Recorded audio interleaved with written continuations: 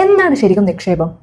നിക്ഷേപം എന്ന് പറയുന്നത് നമ്മൾ നമ്മളുടെ പണം കൊണ്ട് ഒരു ആസ്തി, അതായത് ഒരു അസറ്റ് വാങ്ങുന്നു എന്നതാണ് അർത്ഥമാകുന്നത്. എന്തൊക്കെയാണ് നമ്മൾ പണം കൊണ്ട് വാങ്ങുന്ന കോമൺ ആയിട്ടുള്ള ആസ്തികൾ? ഒന്ന് ഗോൾഡ്, അല്ലേ? നമ്മൾ ഗോൾഡ് വാങ്ങുന്നു എന്ന് വെച്ചാൽ നമ്മൾ ഗോൾഡിൽ ഇൻവെസ്റ്റ് ചെയ്യുന്നു. രണ്ട്, റിയൽ എസ്റ്റേറ്റ്, നമ്മൾ സ്ഥലമൊക്കെ വാങ്ങുന്നു അല്ലെങ്കിൽ ഫ്ലാറ്റ് വാങ്ങുന്നു, അങ്ങനെ നമ്മൾ അവിടെ ഒരു നിക്ഷേപം നടത്താണ്. പിന്നെ ഉള്ളത് ഇക്വിറ്റി, സ്റ്റോക്സ് വാങ്ങുന്നു, അതുപോലെ തന്നെ ബോൺസ്, ഡെറ്റ് സെക്യൂരിറ്റീസ്. അപ്പോൾ ഇതൊക്കെയാണ് നമ്മൾ കോമൺ ആയിട്ട് വാങ്ങുന്ന അസറ്റ്സ്. യഥാർത്ഥ ഫിനാൻഷ്യൽ അസറ്റ്സ് തിരഞ്ഞെടുക്കുകയാണ് ഒരു നിക്ഷേപകൻ എന്ന നിലയിൽ നമ്മൾ ചെയ്യേണ്ടത്. പക്ഷെ ഒരു സാധാരണക്കാരന് ഈ പറഞ്ഞ കാര്യത്തിലൊക്കെ ഇൻവെസ്റ്റ് ചെയ്യുക എന്ന് പറയുന്നത് അത്ര ഈസി അല്ല, അല്ലേ? ഇതൊക്കെ റിസ്ക് ആണ്. റിയൽ എസ്റ്റേറ്റ് ആണെങ്കിൽ പോലും നമ്മളിപ്പോൾ ഒരു സ്ഥലം വാങ്ങുകയാണെങ്കിൽ അല്ലെങ്കിൽ ഒരു ബിൽഡിംഗ് വാങ്ങുകയാണെങ്കിൽ അതിനെപ്പറ്റി അന്വേഷിക്കണം, അതിൻ്റെ ബാക്ക്ഗ്രൗണ്ടൊക്കെ നമ്മൾ വെരിഫൈ ചെയ്യണം. അതൊക്കെ വളരെ ടൈം കൺസ്യൂമിംഗ് ആണ്, റിസ്കി ആണ് ആൻഡ് എക്സ്പെൻസീവ് ആണ്. ഈ പറഞ്ഞ എല്ലാ ഇൻവെസ്റ്റ്മെൻറ്റ്സും, സ്വർണ്ണം ആണെങ്കിലും സ്റ്റോക്ക് ആണെങ്കിലും ഒക്കെ എക്സ്പെൻസീവ് ആണ്, ടൈം കൺസ്യൂമിംഗ് ആണ്, റിസ്കി ആണ്. അപ്പോൾ ഒരു സാധാരണക്കാരന് എളുപ്പത്തിൽ ഇതിലൊക്കെ ഇൻവെസ്റ്റ് ചെയ്യാനുള്ള എന്തെങ്കിലും മാർഗമുണ്ടോ? ഉണ്ട്. അതാണ് മ്യൂച്വൽ ഫണ്ട്സ്. നിങ്ങളൊന്ന് ആലോചിച്ച് നോക്കൂ. ഒരു ഗവൺമെൻറ് നിയന്ത്രിത ട്രസ്റ്റ് നമ്മൾ സാധാരണക്കാരുടെ ഇടയിൽ നിന്ന് പണം വാങ്ങിയിട്ട് ഇത്തരം ഫിനാൻഷ്യൽ അസറ്റ്സിൽ നിക്ഷേപിക്കുകയാണെങ്കിലോ, അതും ഒരു ചെറിയൊരു ഫീസ് ഈടാക്കിക്കൊണ്ട്. അങ്ങനെ ഒരു പദ്ധതി ഉണ്ടെങ്കിൽ നമ്മൾ സാധാരണക്കാർക്ക് അത് വളരെ ഈസി ആവും. ഇതാണ് മ്യൂച്വൽ ഫണ്ട് കൊണ്ട് ഉദ്ദേശിക്കുന്നത്. നിങ്ങൾക്ക് സ്വർണത്തിൽ നിക്ഷേപിക്കണോ? ഗോൾഡ് മ്യൂച്വൽ ഫണ്ട് ഉണ്ട്. നിങ്ങൾക്ക് സ്റ്റോക്ക് മാർക്കറ്റിൽ നിക്ഷേപിക്കണോ? ഇക്വിറ്റി മ്യൂച്വൽ ഫണ്ട്സ് ഉണ്ട്. നിങ്ങൾക്ക് ഗവൺമെന്റ് ബോൺസിൽ അല്ലെങ്കിൽ കോർപ്പറേറ്റ് ബോൺസിലൊക്കെ നിക്ഷേപിക്കണോ? എങ്കിൽ നമുക്ക് ഡെറ്റ് മ്യൂച്വൽ ഫണ്ട്സ് ഉണ്ട്. ഇനി നിങ്ങൾക്ക് റിയൽ എസ്റ്റേറ്റിൽ നിക്ഷേപിക്കണോ? നമ്മൾക്ക് റിയൽ എസ്റ്റേറ്റ് മ്യൂച്വൽ ഫണ്ട്സ് ഉണ്ട്. റീറ്റിന്റെ ഫണ്ട് ഓഫ് ഫണ്ട്സ് ഒക്കെ അതിന്റെ എക്സാമ്പിൾസ് ആണ്. നമ്മൾക്ക് ഏത് അസറ്റ് ക്ലാസ്സിലാണോ ഇൻവെസ്റ്റ് ചെയ്യേണ്ടത് അതിനനുസരിച്ചുള്ള മ്യൂച്വൽ ഫണ്ട്സുകൾ തിരഞ്ഞെടുത്ത് നമുക്ക് ഇൻവെസ്റ്റ് ചെയ്യാം. പ്രൊഫഷണൽസ് നമ്മളുടെ പണം വാങ്ങി ഇൻവെസ്റ്റ് ചെയ്യും, എന്നിട്ട് അതിന്റെ റിട്ടേൺസ് നമുക്ക് തരും. ഇനി എന്തിനാണ് നമ്മൾ എല്ലാവരും നിക്ഷേപിക്കുന്നത്? ഓരോരാൾക്കും ഓരോരോ ലക്ഷ്യങ്ങളാണ്, അല്ലെ? ഓരോ ആഗ്രഹങ്ങളുണ്ട്. അപ്പോൾ ടെക്നിക്കലി നമ്മളത് പറയുകയാണെങ്കിൽ ചില ലക്ഷ്യങ്ങൾ എന്ന് പറയുന്നത് ലിക്വിഡിറ്റി ആയിരിക്കും. അതായത് പെട്ടെന്ന് നമുക്ക് പൈസ ഇൻവെസ്റ്റ് ചെയ്തിട്ടുണ്ടെങ്കിൽ അത് പെട്ടെന്ന് എടുക്കാൻ പറ്റണം, ലിക്വിഡിറ്റി. മറ്റൊന്ന് നമ്മളുടെ ക്യാപിറ്റൽ അപ്രിഷിയേറ്റ് ചെയ്യണം, ഇട്ട മുതൽ നന്നായിട്ട് വളരണം. പിന്നെ ഉള്ളത് ക്യാപിറ്റൽ പ്രൊട്ടക്ട് ചെയ്യണം, അതായത് പൈസ ഇട്ട് കഴിഞ്ഞാൽ അത് ആ റിട്ടേൺസ് കിട്ടിയില്ലെങ്കിൽ അല്ലാണ്ട് പണം പോവരുത്, ഇട്ട പണം പോവരുത്. അങ്ങനെ നമ്മൾക്ക് ഒരുപാട് ലക്ഷ്യങ്ങൾ ഉണ്ടാവാം. പിന്നെ ടാക്സ് ലാഭിക്കുന്നത്, റെഗുലർ ആയിട്ട് ഒരു വരുമാനം കിട്ടുന്നത്, അങ്ങനെ പലതരത്തിലുള്ള ലക്ഷ്യങ്ങൾ നമ്മൾക്ക് ഉണ്ടാവും, അല്ലെ? ഈ പലതരം ലക്ഷ്യങ്ങൾക്കും പല ആഗ്രഹങ്ങളും നമ്മൾ ഇക്വേറ്റ് ചെയ്ത് വെച്ചിട്ടുണ്ടാവും. പക്ഷെ ഫിനാൻഷ്യലി പറയുകയാണെങ്കിൽ ഇതൊക്കെയാണ് നമ്മുടെ ലക്ഷ്യങ്ങൾ, അല്ലേ? അപ്പോൾ നമുക്ക് ലിക്വിഡിറ്റി വേണമെന്നുണ്ടെങ്കിൽ നമ്മൾ എന്ത് ചെയ്യണം? ലിക്വിഡ് ഫണ്ട്സ് തിരഞ്ഞെടുക്കണം. നമുക്ക് ഹൈ റിട്ടേൺസ് വേണമെന്നുണ്ടെങ്കിൽ നമ്മൾ എന്ത് ചെയ്യണം? ഇക്വിറ്റി ഫണ്ട്സ് തിരഞ്ഞെടുക്കണം. നമ്മുടെ ക്യാപിറ്റൽ പ്രൊട്ടക്ട് ചെയ്യണമെന്നുണ്ടെങ്കിൽ നമ്മളൊരു ഹൈബ്രിഡ് ഫണ്ട്സോ ഡെറ്റ് ഫണ്ട്സോ ചൂസ് ചെയ്യണം. ടാക്സ് സേവ് ചെയ്യണമെന്നുണ്ടെങ്കിൽ നമ്മൾ ELSS ഫണ്ട്സ് ചൂസ് ചെയ്യണം. അങ്ങനെ നമ്മുടെ ഓരോ ലക്ഷ്യങ്ങൾക്കും ഓരോ മ്യൂച്വൽ ഫണ്ട്സ് ഉണ്ട്. അപ്പോൾ ആസ് എൻ ഇൻവെസ്റ്റർ നമ്മൾ എന്താണ് ചെയ്യേണ്ടത്? ഒന്ന്, നമ്മുടെ ലക്ഷ്യം എന്താണെന്ന് തീരുമാനിക്കുക. നമ്മൾക്ക് ലിക്വിഡിറ്റി വേണോ, അതോ ക്യാപിറ്റൽ അപ്രിസിയേഷൻ വേണോ, സേഫ്റ്റി വേണോ, റെഗുലർ ഇൻകം വേണോ? അങ്ങനെ നമ്മുടെ ലക്ഷ്യം എന്താണെന്ന് ആദ്യം മനസ്സിലാക്കുക. ആൻഡ് ഓഫ് കോഴ്സ് നമ്മളുടെ ഓരോ ആഗ്രഹങ്ങളും ഈ ലക്ഷ്യമായിട്ട് ബന്ധിപ്പിക്കാൻ നമുക്ക് പറ്റും. എന്നിട്ട് നമ്മളുടെ ലക്ഷ്യവും അസറ്റും മീറ്റ് ചെയ്യുന്ന കറക്റ്റ് ആയിട്ടുള്ള മ്യൂച്വൽ ഫണ്ട്സിൽ നമ്മൾ ഇൻവെസ്റ്റ് ചെയ്യണം. അപ്പോൾ ഈ മ്യൂച്വൽ ഫണ്ടുകൾ എന്താണ് ശരിക്കും ചെയ്യുന്നത്? എല്ലാ മ്യൂച്വൽ ഫണ്ടും സെബിയുടെ നിയമങ്ങൾ പ്രകാരം നമ്മളുടെ കയ്യിൽ നിന്ന് പണം വാങ്ങി ഇൻവെസ്റ്റ്മെന്റ്സ് നടത്തുന്നു. അപ്പോൾ ഇവരെന്ന് പറഞ്ഞു കഴിഞ്ഞാൽ ഒരു മീഡിയേറ്ററാണ്. നമ്മൾ പണം എടുക്കുന്നു, കുറച്ച് ഫീസ് ഇവർ വാങ്ങും, എന്നിട്ട് നിക്ഷേപം നടത്തും. അപ്പോൾ ആ നിക്ഷേപം നടത്തിയതിൽ ലാഭം ഉണ്ടെങ്കിലും ഇൻവെസ്റ്റേഴ്സിന്, നഷ്ടം ഉണ്ടെങ്കിലും ഇൻവെസ്റ്റേഴ്സിന്, ടാക്സ് എന്തെങ്കിലും ഉണ്ടെങ്കിൽ അതും ഇൻവെസ്റ്റേഴ്സിനാണ്. അതായത് നമുക്കറിയാം മ്യൂച്വൽ ഫണ്ട്സിലൊക്കെ നമ്മൾക്ക് ലാഭം കിട്ടിക്കഴിഞ്ഞാൽ അതിൻ്റെ ടാക്സ് കൊടുക്കേണ്ടത് നമ്മളാണ്, ഈ ഇൻവെസ്റ്റേഴ്സാണ് അടക്കേണ്ടത്, അല്ലാണ്ട് ഈ മ്യൂച്വൽ ഫണ്ട് കമ്പനീസ് അല്ല. അപ്പോൾ ഈ ടാക്സ് നോക്കുമ്പോൾ പലർക്കും ടെൻഷനാണ്. നമ്മൾ ആദ്യം മനസ്സിലാക്കേണ്ടത് ടാക്സ് എന്ന് വെച്ച് കഴിഞ്ഞാൽ നമ്മൾക്ക് കിട്ടിയ വരുമാനത്തിൽ നിന്ന് 1% ഗവൺമെന്റിന് കൊടുക്കണം, അതാണ് ടാക്സ്. ഈ മ്യൂച്വൽ ഫണ്ടിലോ സ്റ്റോക്ക് മാർക്കറ്റിലോ എവിടെയാണെങ്കിലും ടാക്സ് എപ്പോഴാണ് കൊടുക്കേണ്ടതെന്ന് വെച്ച് കഴിഞ്ഞാൽ എന്നാണോ നിങ്ങൾ ലാഭം റിയലൈസ് ചെയ്യുന്നത്, ഓക്കെ, അതായത് വിറ്റ് പൈസയാക്കി റിയലൈസ്ഡ് ആയി ലാഭം, പ്രോഫിറ്റ് റിയലൈസ്ഡ് ആയിട്ടാകുമ്പോൾ അതിൻ്റെ മുകളിലാണ് ടാക്സ് കൊടുക്കേണ്ടത്. ഇപ്പം നമ്മളൊരു 10 ലക്ഷം രൂപ ഇൻവെസ്റ്റ് ചെയ്തിട്ട് നമ്മൾക്ക് അതിൽ നിന്ന് 2 ലക്ഷം രൂപ ലാഭം കിട്ടുവാണെങ്കിൽ ആ ലാഭത്തിൻ്റെ മുകളിലാണ് ടാക്സ്, അല്ലാണ്ട് ഈ 10 ലക്ഷത്തിൻ്റെ മുകളിലുള്ള 2 ലക്ഷത്തിൻ്റെ മുകളിൽ എത്രയാണ് ടാക്സ് വരുന്നത് കാൽക്കുലേറ്റ് ചെയ്തിട്ട് വേണം കൊടുക്കാൻ. പക്ഷെ നമ്മൾ മനസ്സിലാക്കേണ്ടത് നമ്മൾ ടാക്സിന് പേടിക്കരുത്. കാരണം എപ്പോഴും നമ്മൾ ടാക്സ് കൊടുക്കേണ്ടത്, നമുക്ക് ഒരു വരുമാനം ഉണ്ടെങ്കിലേ നമ്മൾ ടാക്സ് കൊടുക്കേണ്ട ആവശ്യമുള്ളൂ. അപ്പോൾ നിങ്ങൾ ടാക്സിന് ഇങ്ങനെ പേടിക്കുകയാണ്, അപ്പോൾ എന്താ സംഭവിക്കുക? നിങ്ങൾക്ക് വരുമാനം തന്നെ കിട്ടില്ല. അതായത് നിങ്ങൾ ഇങ്ങനെ പേടിക്കുക, അയ്യോ ടാക്സ് അടക്കണമല്ലോ, ടാക്സ് അടക്കണമല്ലോ. അപ്പോൾ ദൈവം പറയും, നീ ടാക്സ് അടച്ചിട്ട് കഷ്ടപ്പെടണ്ട, എനിക്ക് പൈസ ഇല്ല, എന്നാൽ പിന്നെ ടാക്സ് അടക്കണ്ടല്ലോ. So always have a positive mindset towards money. Tax അടക്കുന്നതിൽ എന്താണ് പ്രശ്നം? നിങ്ങൾക്ക് ഒരുപാട് പ്രോഫിറ്റ് കിട്ടുന്നുണ്ടെങ്കിൽ അതിൽ ടാക്സ് കൊടുക്കുന്നതിൽ ഒരു പ്രശ്നവുമില്ല.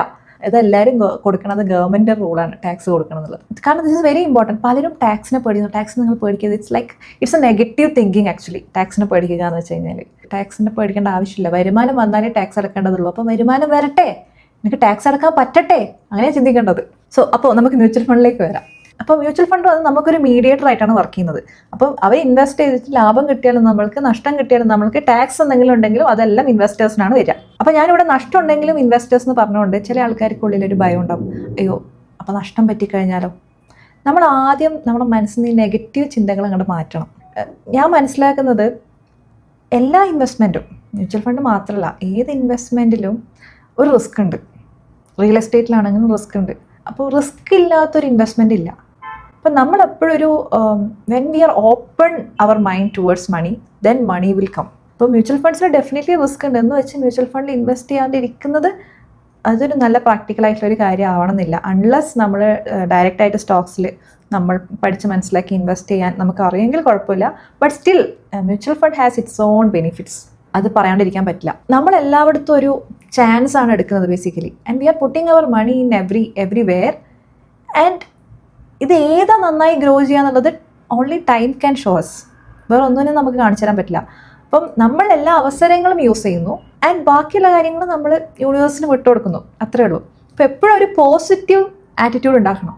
That is very important. നമ്മൾ പല ആൾക്കാർക്കും ഈ നെഗറ്റീവ് ചിന്തകൾ ഇങ്ങനെ വന്നുകൊണ്ടിരിക്കും. നെഗറ്റീവ് ചിന്ത വന്നു കഴിഞ്ഞാൽ അവിടെ തീർന്നു. ഇപ്പോൾ അയ്യോ എനിക്ക് പൈസ ഇല്ലല്ലോ, അയ്യോ എനിക്ക് പൈസ ഇല്ലല്ലോ എന്ന് എപ്പോഴും ചിന്ത വന്നു കഴിഞ്ഞാൽ പൈസ ഉണ്ടാവില്ല. നേരത്തെ ഞാൻ ടാക്സിൻ്റെ കാര്യം പറഞ്ഞില്ല, അതുപോലെ ആയിരിക്കും. അപ്പോൾ അയ്യോ ഇതിന് നെഗറ്റീവ് റിട്ടേൺ കിട്ടുമോ, ഇതിന് നെഗറ്റീവ് റിട്ടേൺ കിട്ടുമോ എന്ന് വിചാരിച്ചുകൊണ്ടിരുന്നാൽ കഴിഞ്ഞാൽ നെഗറ്റീവ് തന്നെ വരും. അപ്പം നമ്മൾ റെഡി ആവുക. When we have that positive attitude towards money, towards life, അപ്പോൾ നമ്മൾ തന്നെ നമ്മുടെ ലൈഫ് അപ്ലിഫ്റ്റ് ചെയ്ത് കൊണ്ടുവരും. അപ്പോൾ നമ്മൾ തന്നെ ചിന്തിക്കും, അയ്യോ ഞാനിങ്ങനെയൊന്നും ആയിരുന്നില്ലല്ലോ കൊണ്ട്, ഞാൻ ഇതൊക്കെ ചെയ്തല്ലേ, അങ്ങനെ ചിന്തിക്കും നമ്മൾ. So have a positive attitude towards money and life. Okay. അപ്പം ഞാൻ ഇന്ന് ഈ വീഡിയോയിൽ സംസാരിക്കാൻ പോകുന്നത് എന്തുകൊണ്ട് നമ്മൾ മ്യൂച്വൽ ഫണ്ടിൽ ഇൻവെസ്റ്റ് ചെയ്യണം എന്നതിനെ പറ്റിയിട്ടാണ്. ഒന്നാമത്തെ കാര്യം, നമ്മൾക്ക് എല്ലാവർക്കും അറിയുന്ന ഒരു കാര്യമാണ്, ചെറിയ നിക്ഷേപകർക്ക് വലിയൊരു അവസരമാണ് മ്യൂച്വൽ ഫണ്ട്സ് സമ്മാനിക്കുന്നത്. നിക്ഷേപകരുടെ കയ്യിൽ നിന്ന് പൈസ വാങ്ങിയിട്ട് ഈ മ്യൂച്വൽ ഫണ്ട്സ് ബോൺഡ്സിലും അതുപോലെ തന്നെ ഗോൾഡിലും ഷെയർസിലും ഇതിലൊക്കെ ഇൻവെസ്റ്റ്മെൻറ്റ് നടത്തുന്നു. ചിലപ്പം ഒരു ഫണ്ട് തന്നെ ഈ 3 ഇൻവെസ്റ്റ് ചെയ്യുന്നുണ്ടാവും. മൾട്ടി അസറ്റ് ഫണ്ട്സ് ഒക്കെ അതിൻ്റെ എക്സാമ്പിൾസ് ആണ്. അപ്പോൾ നമ്മൾ ഇൻവെസ്റ്റേഴ്സിന് ഒന്നും അറിയാത്ത നമ്മൾക്ക് ഒരു ബാലൻസ്ഡ് ഡൈവേഴ്സ്ഡ് പോർട്ട്ഫോളിയോ ക്രിയേറ്റ് ചെയ്ത് തരാൻ ഈ മ്യൂച്വൽ ഫണ്ട്സിന് സാധിക്കുന്നു. മാത്രമല്ല ഒരു ദീർഘകാലത്തേക്ക് നമ്മൾ SIP വഴിയൊക്കെ ഇൻവെസ്റ്റ് ചെയ്യുമ്പോൾ കോമ്പൗണ്ടിങ്ങിൻ്റെ ബെനിഫിറ്റ്സ് നമുക്ക് കിട്ടുന്നു. നമ്മളുടെ പണത്തിന് നല്ലൊരു ഗ്രോത്ത് മ്യൂച്വൽ ഫണ്ട്സ് കൊണ്ട് നമുക്ക് നേടിയെടുക്കാൻ പറ്റുന്നു. ഫോർ എക്സാമ്പിൾ ഒരു 5000 രൂപ നമ്മൾ എല്ലാ മാസവും 15 വർഷത്തേക്ക് നിക്ഷേപിക്കുകയാണെങ്കിൽ 12% CAGR എടുക്കുകയാണെങ്കിൽ അത് 25 ലക്ഷം രൂപയാവും. മാത്രമല്ല നമുക്ക് ഒരു ചെറിയ എമൗണ്ട് വെച്ചിട്ട് മ്യൂച്വൽ ഫണ്ട്സ് സ്റ്റാർട്ട് ചെയ്യാൻ പറ്റും. പക്ഷേ എനിക്ക് ഇതല്ല പറയാനുള്ളത്, ഇതിനേക്കാളും കൂടുതൽ മ്യൂച്വൽ ഫണ്ട്സ് ചെയ്യുന്നുണ്ട്. എന്താണെന്ന് വെച്ച് കഴിഞ്ഞാൽ മ്യൂച്വൽ ഫണ്ട്സ് നമ്മുടെ രാജ്യത്തിൻ്റെ വികസനത്തിന് സഹായിക്കുന്നു എന്നതാണ്. എങ്ങനെയെന്നല്ലേ, ഈ മ്യൂച്വൽ ഫണ്ട്സിൽ നമ്മൾ ഇൻവെസ്റ്റ് ചെയ്യുന്ന പണം അതെവിടെയൊക്കെയാണ് ഇൻവെസ്റ്റ് ചെയ്യുന്നത്? ഗവൺമെൻറ് സെക്യൂരിറ്റീസിൽ ഇൻവെസ്റ്റ് ചെയ്യുന്നുണ്ട്, കോർപ്പറേറ്റ് ബോൺഡ്സിൽ ഇൻവെസ്റ്റ് ചെയ്യുന്നുണ്ട്, ഷെയർസ് വാങ്ങുന്നുണ്ട്. അപ്പോൾ ആ കിട്ടിയ പണമൊക്കെ, ഫോർ എക്സാമ്പിൾ ഇത് കോർപ്പറേറ്റ് ബോൺഡ്സിൽ ഇൻവെസ്റ്റ് ചെയ്ത് കഴിഞ്ഞാൽ, ബോൺഡ്സ് എന്ന് വെച്ച് കഴിഞ്ഞാൽ എന്താ, കോർപ്പറേറ്റ് ബോൺഡ്സ് എന്ന് വെച്ച് കഴിഞ്ഞാൽ കമ്പനികൾക്ക് കടം കൊടുക്കുകയാണ്. ഗവൺമെൻറ് ബോൺഡ്സ് എന്ന് വെച്ച് കഴിഞ്ഞാൽ ഗവൺമെൻറ്റിന് കടം കൊടുക്കുകയാണ്. ഓക്കെ, അതായത് മ്യൂച്വൽ ഫണ്ട് കടം കൊടുക്കുന്നതല്ല, മ്യൂച്വൽ ഫണ്ട് ഈ ബോൺഡ്സിൽ ഇൻവെസ്റ്റ് ചെയ്യുന്നു. അപ്പോൾ നമ്മുടെ പണം ഇൻവെസ്റ്റ് ചെയ്യില്ലേ, ആ പണം ബോൺഡ്സിലാണല്ലോ ഇൻവെസ്റ്റ് ചെയ്തിട്ടുള്ളത്. ബോൺഡ്സ് എന്ന് വെച്ച് കഴിഞ്ഞാൽ കടങ്ങളാണ്. അപ്പോൾ ആ പണം, നമ്മളുടെ പണം ആ ബോൺഡ്സ് വാങ്ങിക്കഴിഞ്ഞാൽ അവരെടുത്തിട്ട് അവരുടെ പ്രവർത്തനങ്ങൾക്ക് അത് യൂസ് ചെയ്യും. അപ്പോൾ ഗവൺമെൻറ് ബോൺഡ്സിലൊക്കെ ഇൻവെസ്റ്റ് ചെയ്യുമ്പോൾ ഗവൺമെൻറ് ആ പണം എടുത്തിട്ട് രാജ്യത്തിൻ്റെ പല വികസന പദ്ധതികൾക്കും യൂസ് ചെയ്യും. കമ്പനികളും അതേപോലെ ആ പണം എടുത്ത് പല വികസന പദ്ധതികൾക്ക് യൂസ് ചെയ്യും. അങ്ങനെ കമ്പനി അനുബന്ധമായിട്ടുള്ള പല ഫാക്ടറീസ് വരും, ഗവൺമെന്റ് അനുബന്ധിതമായിട്ടുള്ള പല ഇൻഫ്രാസ്ട്രക്ചർ ഡെവലപ്മെന്റ്സ് വരുന്നു, പലതരം ജോലികൾ ക്രിയേറ്റ് ചെയ്യപ്പെടുന്നു, രാജ്യം തന്നെ അങ്ങനെ കംപ്ലീറ്റ്ലി വികസിക്കുന്നു. അപ്പോൾ ഇത് ശരിക്കും പറഞ്ഞാൽ നമ്മളും ഇതിൻ്റെ ഒരു പാർട്ടാണ്. നമ്മളുടെ പണമാണ് രാജ്യത്തിൻ്റെ വികസനത്തിന് തന്നെ യൂസ് ചെയ്യുന്നത്. അതായത് നിങ്ങൾ തെറ്റിദ്ധരിക്കപ്പെടരുത്, മ്യൂച്വൽ ഫണ്ട്സിനെ പറ്റി അറിയാത്തവർ. അതായത് നമ്മളുടെ പണം എടുത്തിട്ട് ഇവർക്കെല്ലാം കടം കൊടുക്കുന്നു എന്നല്ല ഞാൻ പറയുന്നത്. ബോൺഡ്സിൽ ഇൻവെസ്റ്റ് ചെയ്യുന്നത് വെച്ച് കഴിഞ്ഞാൽ കടപ്പത്രങ്ങൾ ഉണ്ടാവും. ആ കടപ്പത്രങ്ങളിലാണ് ഇപ്പോൾ ഡെറ്റ് മ്യൂച്വൽ ഫണ്ട്സ് ഒക്കെ കടപ്പത്രങ്ങളിൽ ഇൻവെസ്റ്റ് ചെയ്യും. എന്നിട്ട് നമുക്ക് ആ കടപ്പത്രം കിട്ടും. അപ്പോൾ അത് ബോൺഡ്സിനെ പറ്റി ഞാൻ സെപ്പറേറ്റ് വീഡിയോസ് ഞാൻ ചെയ്തിട്ടുണ്ട് പണ്ട്. അപ്പം ആ പണം ഈ കടപ്പത്രങ്ങൾ തന്ന ആ ഓണേഴ്സ് എടുത്തിട്ട് അവരവരുടെ പദ്ധതികൾക്ക് അത് യൂസ് ചെയ്യും. പക്ഷെ നമ്മൾക്ക് ഇവിടെ ഒരു ഇൻവെസ്റ്റ്മെൻറ്റ് ഓൾറെഡി നടന്നു. അപ്പം നമ്മൾ ആ കടപ്പത്രത്തിന് വേണ്ടിയിട്ടുള്ള റിട്ടേൺസ് ഒക്കെ നമുക്ക് കിട്ടും. അപ്പോൾ നമ്മൾ അതിൻ്റെ ഒരു ഭാഗമാവുന്നു. ഓക്കെ, ആ ഇൻവെസ്റ്റ്മെൻറ്റിൻ്റെ ഒരു ഭാഗമായിട്ട് നമ്മൾ മാറുന്നു എന്നതാണ് ഞാൻ ഉദ്ദേശിക്കുന്നത്. അല്ലാണ്ട് നമ്മളെ പണം എടുത്തിട്ട് തോന്നിയ ആൾക്കാർക്കൊന്നും കടം കൊടുക്കാൻ മ്യൂച്വൽ ഫണ്ട്സിന് പറ്റില്ല. ഓക്കെ, സോ എവിടെയാണോ നമ്മൾ ഇൻവെസ്റ്റ് ചെയ്തിട്ടുള്ളത് ആ ഇൻവെസ്റ്റ്മെൻറ്റിലാണ് അവർ ആ പണം എടുത്തിട്ട് രാജ്യം അല്ലെങ്കിൽ അവരുടെ കമ്പനീസ് ഒക്കെ വളർത്തുന്നു. അങ്ങനെ നമ്മുടെ രാജ്യം തന്നെ വളരുന്നു. ഇനി വേറൊരു ഇമ്പോർട്ടൻ്റ് ആയിട്ടുള്ള കാര്യം, റീറ്റെയിൽ ഇൻവെസ്റ്റേഴ്സ് ശരിക്കും പറഞ്ഞാൽ ഭയങ്കര ഹെൽപ്ഫുൾ ആണ് മ്യൂച്വൽ ഫണ്ട്സ്. മ്യൂച്വൽ ഫണ്ട്സ് അവർ ഇൻവെസ്റ്റ് ചെയ്യുന്ന കമ്പനീസിനെ വളരെയധികം ശ്രദ്ധാപൂർവ്വം നിരീക്ഷിക്കും. അതായത് മ്യൂച്വൽ ഫണ്ട്സ് ഇൻവെസ്റ്റ് ചെയ്യുന്ന കമ്പനീസ് നല്ല ശക്തമായിട്ടുള്ള കോർപ്പറേറ്റ് ഗവേണൻസ് പാലിക്കുന്നുണ്ടോ എന്ന് മ്യൂച്വൽ ഫണ്ട്സ് ഉറപ്പുവരുത്തും, മ്യൂച്വൽ ഫണ്ട് കമ്പനീസ് ഉറപ്പുവരുത്തും. അപ്പോൾ ഇത് റീറ്റെയിൽ ഇൻവെസ്റ്റേഴ്സിനെ പ്രത്യക്ഷമായിട്ടും പരോക്ഷമായിട്ടും ഹെൽപ്പ് ചെയ്യും. എന്താണ് ഗവേണൻസ്? ലളിതമായിട്ട് പറയുകയാണെങ്കിൽ ഒരു കമ്പനി അല്ലെങ്കിൽ എന്തോ എടുത്തോ, നിങ്ങളൊരു സ്ഥാപനം, ഒരു ബിസിനസ്, അങ്ങനെ എന്തോ എടുത്തോ, അത് എങ്ങനെ നിയന്ത്രിക്കപ്പെടുന്നു, അവിടെ എങ്ങനെ നിയമങ്ങൾ പാലിക്കപ്പെടുന്നു, എങ്ങനെ തീരുമാനങ്ങൾ എടുക്കപ്പെടുന്നു, ഇതൊക്കെയാണ് ഗവേണൻസ് എന്നതുകൊണ്ട് ഉദ്ദേശിക്കുന്നത്. അപ്പം നല്ല ഗവേണൻസ് ഉള്ള കമ്പനികളിലാണ് മ്യൂച്വൽ ഫണ്ട്സ് ഇൻവെസ്റ്റ് ചെയ്യുക. ഫോർ എക്സാമ്പിൾ, ഒരു കമ്പനിയിൽ ഡയറക്ടർമാർ എങ്ങനെയാണ് തീരുമാനങ്ങൾ എടുക്കുന്നത്, അവർ ലാഭം എങ്ങനെ വിതരണം ചെയ്യുന്നു, പ്രൊമോട്ടർമാർ ഷെയർ ഹോൾഡേഴ്സിനോട് നീതി കാണിക്കുന്നുണ്ടോ, ഇതൊക്കെ ഈ ഗവേണൻസിൻ്റെ അണ്ടറിൽ വരും. ഇതൊക്കെ മ്യൂച്വൽ ഫണ്ട്സ് കമ്പനീസ് നിരീക്ഷിക്കും. അപ്പോൾ അതുകൊണ്ട് എന്താ, ട്രാൻസ്പെറൻസി ഉണ്ടാവും. അതായത് എല്ലാ വിവരങ്ങളും കൃത്യമായിട്ട് പ്രസിദ്ധീകരിക്കുന്നുണ്ടോ എന്ന് ചെക്ക് ചെയ്യും. കമ്പനിയുടെ ലാഭനഷ്ടം, സിഇഒയുടെ ശമ്പളം, ഇതൊക്കെ കൃത്യമായിട്ട് പ്രസിദ്ധീകരിക്കുന്നുണ്ടോ, ഇതൊക്കെ മ്യൂച്വൽ ഫണ്ട് കമ്പനീസ് ചെക്ക് ചെയ്യും. 2, അക്കൗണ്ടബിലിറ്റി, ഉത്തരവാദിത്വം. അതായത് എന്തെങ്കിലും തരികിട കമ്പനി കാണിച്ചു കഴിഞ്ഞാൽ അതിൻ്റെ ഉത്തരവാദിത്വം ആ കമ്പനി ഏറ്റെടുക്കേണ്ടി വരും. അപ്പോൾ അതിനുള്ള നിയമങ്ങളൊക്കെ ഉണ്ടാക്കി വെച്ചിട്ടുണ്ടാവും. നല്ല ശക്തമായ ഗവേണൻസ് ഉള്ള കമ്പനിയിൽ ഈ അക്കൗണ്ടബിലിറ്റി ഉണ്ടാവും. പിന്നെ ഫെയർനെസ്, അതായത് ഒരാൾ മാത്രമാണോ കമ്പനിയിൽ തീരുമാനങ്ങൾ എടുക്കുന്നത്. ഇപ്പോൾ ഒരു ഫാമിലി കമ്പനി ആണെങ്കിൽ, ഫാമിലി മെമ്പേഴ്സ് നടത്തുന്ന ഒരു കമ്പനി ആണെങ്കിൽ ആ ഫാമിലി മെമ്പേഴ്സ് മാത്രമാണോ അതിൽ തീരുമാനങ്ങൾ എടുക്കുന്നത്. അപ്പോൾ അവിടെ കുറേ പ്രശ്നങ്ങളൊക്കെ വരാൻ ചാൻസ് ഉണ്ട് അല്ലേ, ആ കമ്പനിയുടെ ഗവേണൻസിനെ അത് ബാധിക്കും.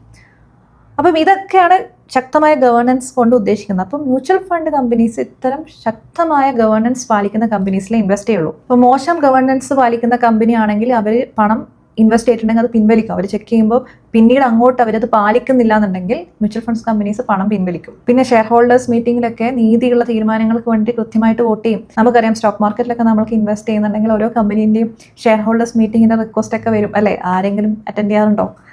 പക്ഷേ മ്യൂച്വൽ ഫണ്ട് കമ്പനീസ് അതൊക്കെ അറ്റൻഡ് ചെയ്യും, അവിടെയൊക്കെ വോട്ട് രേഖപ്പെടുത്തും. അപ്പോൾ ഇത് റീറ്റെയിൽ ഇൻവെസ്റ്റേഴ്സിന് വളരെയധികം ഹെൽപ്ഫുൾ ആണ്. അതായത് മ്യൂച്വൽ ഫണ്ട്സ് ശരിക്കും പറഞ്ഞു കഴിഞ്ഞാൽ ഈ ഇൻസൈഡർ ട്രേഡിംഗ് നടക്കുന്നുണ്ടോ എന്നുള്ള മോണിറ്റർ ചെയ്യും, അല്ലെങ്കിൽ അൺറിപ്പോർട്ടഡ് ആയിട്ടുള്ള പ്രൊമോട്ടർ പ്ലെഡ്ജസ് ഉണ്ടോ, ഇതൊക്കെ അവർ ചെക്ക് ചെയ്യും. ആൻഡ് സെബി കംപ്ലൈൻ്റ് ആയിട്ടുള്ള ഡിസ്ക്ലോഷേഴ്സ് ഒക്കെ അവർ ആവശ്യപ്പെടും. അപ്പോൾ അതുകൊണ്ട് തന്നെ നല്ല കമ്പനീസിലായിരിക്കും ഇവർ ഇൻവെസ്റ്റ്മെൻറ്റ് നടത്തുക. അത് ശരിക്കും പറഞ്ഞാൽ നമ്മളെപ്പോലെ റീറ്റെയിൽ ഇൻവെസ്റ്റേഴ്സിന് നല്ലതാണ് അല്ലേ. നമ്മൾ മ്യൂച്വൽ ഫണ്ട്സിലൂടെ ഇൻവെസ്റ്റ് ചെയ്യുന്ന പറയുമ്പോൾ നമ്മുടെ പണം സുരക്ഷിതമായിട്ട് ഹാൻഡിൽ ചെയ്യാനുള്ള എല്ലാ വഴികളും ഇവർ എടുത്തിട്ടുണ്ടാവും. ഇത് സാധാരണ ഇൻവെസ്റ്റേഴ്സിന് ഇത് എങ്ങനെ ഹെൽപ്പ് ചെയ്യാം? നമ്മുടെ പണം മോശം മാനേജ്മെന്റ് അടുത്തുണ്ടാവില്ല, നല്ല ഗവേണൻസ് ഉള്ള കമ്പനീസിലായിരിക്കും നമ്മളെ പണം ഇൻവെസ്റ്റ് ചെയ്യുക. അപ്പം നമ്മൾ ഇത്തരം നല്ല കമ്പനിയിൽ ഇൻവെസ്റ്റ് ചെയ്യുന്ന സമയത്ത് എന്താണ് ഗുണം? ദീർഘകാലത്തേക്ക് എടുക്കുകയാണെങ്കിൽ കമ്പനിക്ക് നല്ല വളർച്ചയുണ്ടാവും, നല്ല ഗവേണൻസ് ഉള്ള കമ്പനീസ് ഒക്കെ നന്നായി വളരും. ഇനി മൂന്നാമത്തെ കാര്യം, സ്റ്റോക്ക് മാർക്കറ്റിൽ നമ്മൾക്കൊരു ആത്മവിശ്വാസം ഉണ്ടാവുന്നു അല്ലേ. കമ്പനികൾ നല്ലതാവുമ്പോൾ അല്ലേ നമ്മൾക്ക് സ്റ്റോക്ക് മാർക്കറ്റിൽ ഇൻവെസ്റ്റ് ചെയ്യാൻ തോന്നുള്ളൂ. ഇപ്പോൾ കുറേ കമ്പനികൾ ഫ്രോഡായി കഴിഞ്ഞാൽ ആരെങ്കിലും സ്റ്റോക്ക് മാർക്കറ്റിൽ ഇൻവെസ്റ്റ് ചെയ്യുമോ? ആരും ഇൻവെസ്റ്റ് ചെയ്യില്ല. അപ്പം ഈ സ്റ്റോക്ക് മാർക്കറ്റിന്റെ വിശ്വാസ്യത ഉറപ്പാക്കാനും കൂടി മ്യൂച്വൽ ഫണ്ട്സുകൾ സഹായിക്കുന്നു എന്നതാണ് നമ്മൾ മനസ്സിലാക്കേണ്ടത്.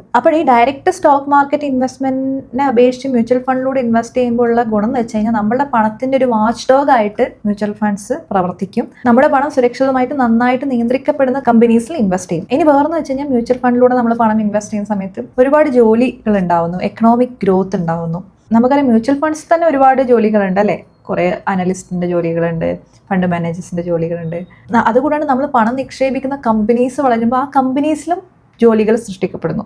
അപ്പോൾ നമുക്കറിയാം, എല്ലാവർക്കും ജോലി കിട്ടിക്കഴിഞ്ഞാൽ എന്താ സംഭവിക്കുക? ഓട്ടോമാറ്റിക്കലി നമ്മുടെ എക്കണോമി വളരും അല്ലേ. അപ്പോൾ നമ്മുടെ രാജ്യം വളരും അല്ലേ, നമ്മുടെ നിഫ്റ്റി 50 വളരും, നമ്മുടെ സെൻസെക്സ് വളരും. അപ്പോൾ നമ്മൾ മ്യൂച്വൽ ഫണ്ട്സ് ഇൻവെസ്റ്റ് ചെയ്യുന്ന സമയത്ത് രാജ്യത്തിൻ്റെ എക്കണോമിയെ കൂടി നമ്മളങ്ങ് വളർത്തുകയാണ്. ഇനി വേറൊരു പ്രധാനപ്പെട്ട കാര്യം, ഈ മ്യൂച്വൽ ഫണ്ട്സ് മാർക്കറ്റ് സ്റ്റെബിലൈസേഴ്സ് ആയിട്ട് വർക്ക് ചെയ്യും. ഇപ്പോൾ നിങ്ങൾ ഇൻസ്റ്റിറ്റ്യൂഷണൽ ഇൻവെസ്റ്റേഴ്സ് എന്ന് കേട്ടിട്ടുണ്ടോ? ആരാണ് ഇൻസ്റ്റിറ്റ്യൂഷണൽ ഇൻവെസ്റ്റേഴ്സ്? സിമ്പിളായിട്ട് പറയുകയാണെങ്കിൽ കോടിക്കണക്കിന് രൂപേൻ്റെ ഇൻവെസ്റ്റ്മെൻറ്റ് നടത്താൻ പറ്റുന്ന സംഘടനകളാണ് ഇൻസ്റ്റിറ്റ്യൂഷണൽ ഇൻവെസ്റ്റേഴ്സ്. അതിൻ്റെ എക്സാമ്പിൾസ് എന്തൊക്കെയാണ്? മ്യൂച്വൽ ഫണ്ട്സ് അതിൻ്റെ എക്സാമ്പിളാണ്, ഇൻഷുറൻസ് കമ്പനീസ് ഒരു എക്സാമ്പിളാണ്, ബാങ്ക്സ് ഒരു എക്സാമ്പിളാണ്, പെൻഷൻ ഫണ്ട്സ് ഒരു എക്സാമ്പിളാണ്. ഇതൊക്കെ ഇന്ത്യയിൽ മാത്രമല്ല പല രാജ്യത്തിനും ഉണ്ടാവും അല്ലേ. അപ്പം മറ്റുള്ള രാജ്യത്തിലെ ഇൻസ്റ്റിറ്റ്യൂഷണൽ ഇൻവെസ്റ്റേഴ്സിനെ ഫോറിൻ ഇൻസ്റ്റിറ്റ്യൂഷണൽ ഇൻവെസ്റ്റേഴ്സ് എന്ന് പറയും. അപ്പോൾ ഇവർ ശരിക്കും പറഞ്ഞു കഴിഞ്ഞാൽ മാർക്കറ്റിനെ നിയന്ത്രിക്കാനുള്ളൊരു കഴിവ് ഇവർക്കുണ്ട്. കാരണം അത്രയും കോടിക്കണക്കിന് ഇൻവെസ്റ്റ്മെൻറ്റ്സ് നടത്തുന്ന സമയത്ത് മാർക്കറ്റ് മൂവ്മെൻറ്റിനെ സ്വാധീനിക്കാൻ ഇത്തരം ഇൻസ്റ്റിറ്റ്യൂഷണൽ ഇൻവെസ്റ്റേഴ്സിന് സാധിക്കും. അപ്പോൾ ഫോറിൻ ഇൻസ്റ്റിറ്റ്യൂഷണൽ ഇൻവെസ്റ്റേഴ്സൊക്കെ നമ്മളുടെ സ്റ്റോക്ക് മാർക്കറ്റിൽ നിന്ന് കോടിക്കണക്കിന് രൂപയ്ക്ക് സെക്യൂരിറ്റീസ് വാങ്ങുമ്പോഴും വിൽക്കുമ്പോഴും ഒരു ചാഞ്ചാട്ടം നമ്മുടെ സ്റ്റോക്ക് മാർക്കറ്റിൽ ഉണ്ടാവും. ഇപ്പം ഈ FISs ഒക്കെ ലോങ് ടേമിലേക്ക് തന്നെ ഇൻവെസ്റ്റ് ചെയ്യുന്ന ആൾക്കാർ തന്നെ ആവണമെന്നില്ല. ഫോർ എക്സാമ്പിൾ ഇപ്പോൾ ഇന്ത്യയിൽ അവരൊരു ഗ്രോത്ത് കാണുന്നു, അവർ ഇൻവെസ്റ്റ് ചെയ്യുന്നു. എന്നിട്ട് അവരിങ്ങനെ നോക്കുമ്പോൾ ആ സിംഗപ്പൂർ നല്ല ഗ്രോത്ത് കാണുന്നു, ഒരു കാര്യം ഇന്ത്യയിൽ നിന്ന് കുറച്ച് പൈസ എടുത്ത് നമുക്ക് സിംഗപ്പൂർ ഇടാൻ, എന്നിട്ട് ഇന്ത്യൻ സ്റ്റോക്ക് മാർക്കറ്റിൽ നിന്ന് അവർ ഇൻവെസ്റ്റ് ചെയ്ത പൈസ ഒക്കെ എടുത്ത് സിംഗപ്പൂരിൽ ഇട്ട് കഴിഞ്ഞാൽ ഇന്ത്യൻ സ്റ്റോക്ക് മാർക്കറ്റ് എന്താവും?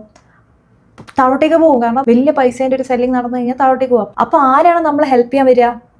അപ്പോൾ വരും നമ്മുടെ ഡൊമസ്റ്റിക് ഇൻസ്റ്റിറ്റ്യൂഷണൽ ഇൻവെസ്റ്റേഴ്സ്. അതിൻ്റെ ഒരു എക്സാമ്പിളാണ് മ്യൂച്വൽ ഫണ്ട്സ്. സോ മ്യൂച്വൽ ഫണ്ട്സിന് മാർക്കറ്റിനെ സ്റ്റെബിലൈസ് ചെയ്യാനുള്ള പവർ ഉണ്ട്. അത്രയും കോടിക്കണക്കിന് രൂപ ഇവരുടെ കയ്യിലുള്ളതുകൊണ്ട് FISs ഒക്കെ ഇങ്ങനെ പിൻവലിക്കുന്ന സമയത്ത് നമ്മുടെ DAs ഇറങ്ങിയിട്ട് നമ്മൾ മാർക്കറ്റിനെ സ്റ്റേബിളാക്കി നിർത്തും. അപ്പോൾ ഈ FIS പിൻവലിക്കുമ്പോൾ DAs ചിലപ്പോൾ പിൻവലിക്കില്ല. മാത്രമല്ല DAസിൻ്റെ അടുത്ത് ഇഷ്ടംപോലെ പൈസ ഉണ്ടല്ലോ, അവരത് ഇൻവെസ്റ്റ് ചെയ്യും. ആ സമയത്ത് മാർക്കറ്റ് ഇടിയുന്ന സമയത്ത് അവർ കൂടുതൽ ഇൻവെസ്റ്റ് ചെയ്യും. പിന്നെ നമുക്കറിയാം ഇപ്പം SIP വഴി ഒരുപാട് ഫണ്ട് എല്ലാ മാസവും എല്ലാ മ്യൂച്വൽ ഫണ്ട് കമ്പനീസിലും എത്തുന്നുണ്ടല്ലേ, കോടിക്കണക്കിന് രൂപ എത്തുന്നുണ്ട്. ആ പൈസയൊക്കെ യൂസ് ചെയ്ത് അവർക്ക് മാർക്കറ്റിനെ സ്റ്റെബിലൈസ് ചെയ്യാനുള്ള ഒരു കഴിവ് ഉണ്ട്. അപ്പോൾ ചുരുക്കി പറഞ്ഞു കഴിഞ്ഞാൽ മ്യൂച്വൽ ഫണ്ട്സ് നമ്മുടെ ഇന്ത്യൻ മാർക്കറ്റിൻ്റെ ശക്തമായിട്ടുള്ളൊരു അടിത്തറയാണ്. FISs നമ്മൾക്കൊരു ഷോക്ക് തന്നാലും നമ്മുടെ മ്യൂച്വൽ ഫണ്ട്സ് എന്ത് ചെയ്യും? അതൊരു ഷോക്ക് അബ്സോർബർ പോലെ വർക്ക് ചെയ്യും മാർക്കറ്റിൽ. അപ്പം ഇത്രയും കാര്യങ്ങൾ മ്യൂച്വൽ ഫണ്ട്സിൻ്റെ പുറകിലുണ്ട്. അപ്പോൾ സാധാരണക്കാരന് സമ്പത്ത് സൃഷ്ടിക്കാനുള്ള വഴി മാത്രമല്ല, നമ്മുടെ രാജ്യത്തിൻ്റെ സാമ്പത്തിക വളർച്ചയ്ക്ക് ഒരു എൻജിൻ പോലെ പ്രവർത്തിക്കുന്ന ഒരു കാര്യം കൂടിയാണ് മ്യൂച്വൽ ഫണ്ട്സ്. അപ്പോൾ നമ്മളെല്ലാവരും നമ്മളുടെ സമ്പത്ത് വളർത്താനും രാജ്യത്തിൻ്റെ സമ്പത്ത് വളർത്താനും മ്യൂച്വൽ ഫണ്ട്സിൽ ഇൻവെസ്റ്റ് ചെയ്യണം. അപ്പോൾ എനിക്ക് ഇത്രയാണ് ഇന്നത്തെ വീഡിയോയിൽ പറയാനുള്ളത്. നിങ്ങൾക്ക് ഈ വീഡിയോ ഇഷ്ടപ്പെട്ടു എന്ന് വിചാരിക്കുന്നു. ഇഷ്ടപ്പെട്ടിട്ടുണ്ടെങ്കിൽ വീഡിയോ ലൈക്ക് ചെയ്യാനും ചാനൽ സബ്സ്ക്രൈബ് ചെയ്യാനും മറക്കരുത്. മറ്റൊരു മ്യൂച്വൽ ഫണ്ട് റിലേറ്റഡ് വീഡിയോ ആയിട്ട് ഞാൻ വരുന്നതായിരിക്കും. Take care.